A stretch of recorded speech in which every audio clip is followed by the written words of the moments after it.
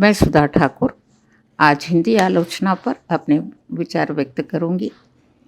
साहित्य क्षेत्र में किसी ग्रंथ को पढ़कर उसके गुण दोषों का विवेचन करना, उसके संबंध में अपने मत प्रकट करना ही आलोचना कहलाती है। आलोचना का मुख्य उद्देश्य किसी भी कृति को पढ़कर सभी दृष्टियों से आस्वाद कर पाठकों को उस प्रकार के आस्वादन में सहायता देना तथा उनकी रुचि को परिमार्जित करना, साहित्य की गति को आगे बढ़ाना है। अनेक विद्वानों ने इसके दो उद्देश्य माने हैं। पहला सत साहित्य के निर्माण में योगदान, दूसरा असत साहित्य का निराकरण। हिंदी आलोचना का विकास आधुनिक युग में हुआ है। हिंदी आलोचना पश्चिम से प्रभावित हुई है। हिंदी आलोचना संस्कृत की आलोचना परंपरा तथा पाश्चात्य आलोचना परंपरा के बीच एक सुंदर सामंजस्य स्थापित करती है और अपने देश की सभ्यता, संस्कृति और साहित्य का विशेष ध्यान रखती है। हिंदी आलोचना को दो वर्गों में रखा जा सकता है, व्यवहारिक और सैद्धांतिक। पहला, व्यवहारिक आलोचना। व्यवहारिक आलोचना के तीन मुख्य भेद हैं। पहला, आत्मप्रधान या प्रभाववादी आलोचना या समीक्षा। इसके अंतर्गत आलोचक किसी साहित्यकार की रचना का अध्ययन करते हुए उसमें उसके भाव में इतना बह जाता है कि उस पर उस कृति का जैसा प्रभाव पड़ता है उसे अपने रुचि के अनुरूप व्यक्त करता है, किसी भी नियम को नहीं मानता। इस प्रकार की आलोचना में न्याय की कमी होती है।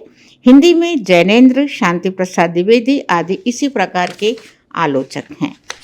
दूसरा, व्याख्यात्मक समीक्षा या आलोचना।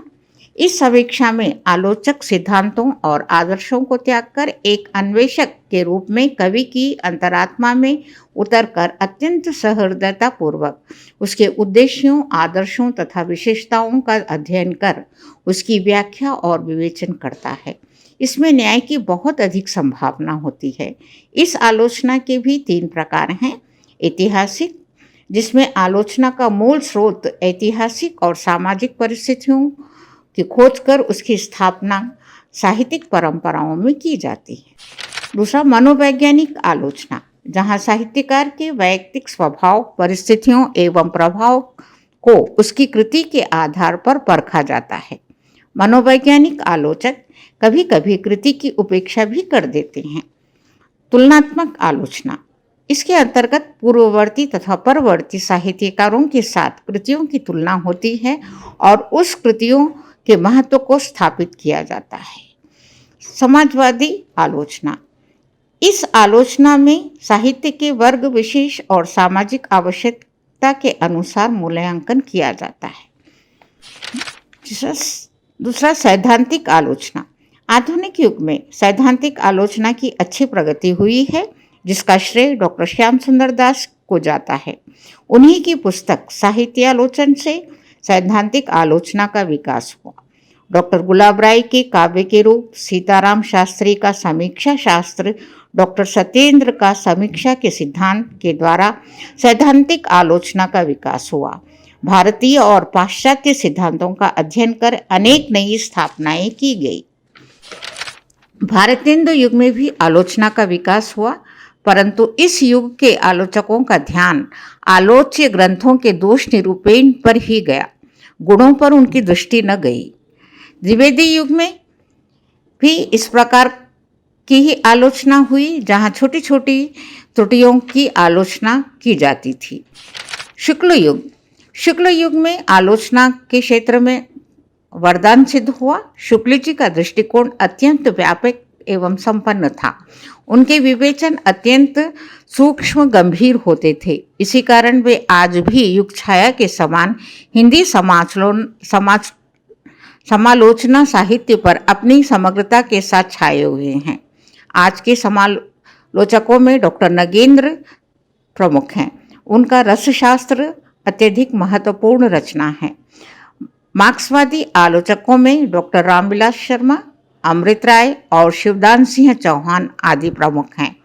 मार्क्सवादी समालोचना साहित्य की वह समाजशास्त्रीय आलोचना है जो साहित्य के ऐतिहासिक तथा गतिशील संबंध को बताती है। समाज को सचेतन रूप में बदलने वाले साहित्य की सृष्टि की ओर लेखक का ध्यान आकर्षित करती है। हिंदी के प्रमुख आलोचना ग्रंथ: तुलसीदास पर रामचंद्र शुक्ल की आलोचना, सूरदास पर हजारी प्रसाद द्विवेदी का सूर साहित्य, कवि भूषण पर भगीरथ दीक्षित का भूषण विमर्श, केशवदास पर हीरालाल दीक्षित का आचार्य केशवदास, बिहारी पर विश्वनाथ प्रसाद का बिहारी की वाग्विभाति आदि है। जयशंकर प्रसाद के साहित्य पर अनेक आलोचकों की पुस्तकें जैसे कामायनी में काव्य, कवि प्रसाद के काव्य साधना, कामायनी अनुशीलन हैं।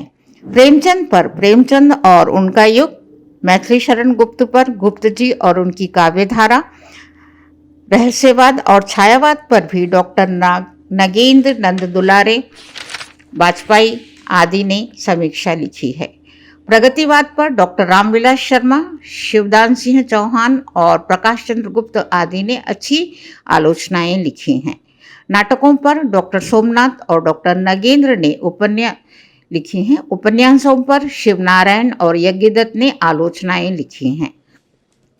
केसरीनाथ और छविनाथ त्रिपाठी ने कहानियों की समीक्षा पर ग्रंथ लिखे हैं। निबंध साहित्य का विवेचन जनार्दन स्वरूप और डॉक्टर ब्रह्मदत्त शर्मा की आलोचनाएं प्रसिद्ध हैं। आलोचना पर भी डॉक्टर भगवत प्रसाद मिश्र की पुस्तक हिंदी आलोचना उद्भव और विकास प्रशंसनीय और सुंदर रचना है। इस प्रकार हिंदी आलोचना ने अल्पकाल में ही आशातीत प्रगति की है।